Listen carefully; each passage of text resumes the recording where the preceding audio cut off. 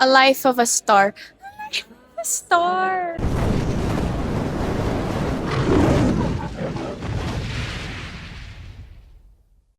Advance. Birthday. Thank you po. And what does turning 18 mean to you personally? Personally po, I feel like 18 is ano talaga, a very big chapter na bubukas sa buhay ko. Sobrang excited po ako actually mag-18 kasi feeling ang dami pong opportunities. Actually, ngayon pa lang po na iniisip ko siya, kinikilig na ako.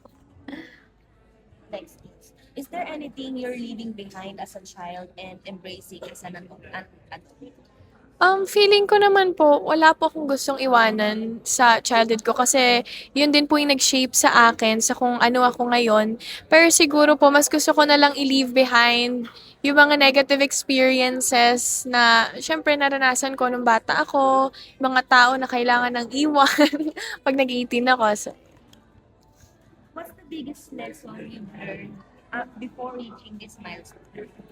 biggest lesson I've learned is siguro po ang kakampi mo lang talaga is yung sarili mo. Walang magtatanggol pa protekta sa'yo kung di sarili mo. So, mas natutunan kong pahalagahan yung sarili ko kaysa sa unahin ko yung ibang tao. Is there someone special you'll be honoring during your 18 roses or 18 treasures? 18 Roses, siguro po, may lolo po. May lolo talaga, na, lalo na po now na meron siyang cancer po. So, I really want to isa din po sa mga rason kung bakit ako nag-celebrate is para maisayaw niya ako sa 18 Roses. Now that you're officially 18, has your perspective on love and relationship changed? Definitely po. Siguro sa mga naging experiences ko din po for the past few years, syempre po not entirely romantic wise naman, siguro sa family din, sa friends. So, nabago po talaga siya.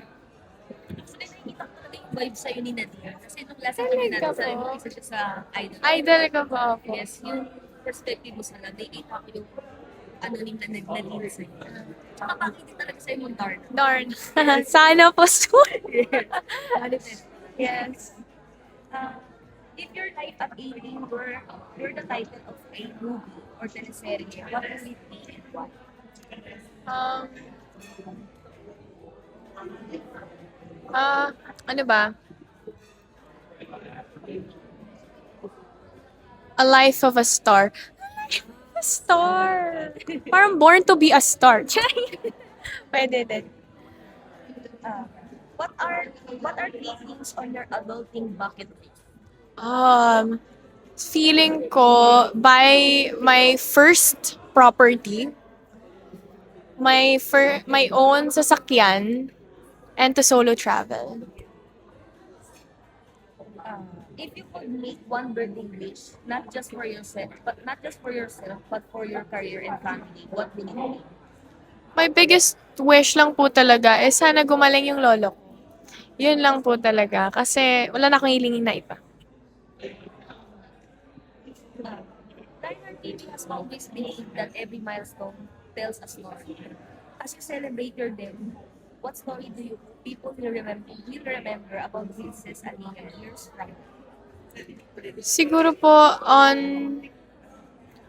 na subaybayan na din naman po kasi ng mga tao kung paano ako lumaki kasi sa showbiz din po ako lumaki and of course yung journey ko sa PBB, kung paano ako nagbago, paano ako nag-improve. So siguro gusto kong matandaan sa akin ng mga tao is kung yung young woman na sobrang takot na takot, very insecure, na mas nakilala niya yung sarili niya, mas lumakas siya, tumapang siya, and ayun. Hello, I am Princess Aliyah and you're watching Lionheart TV. Rawr.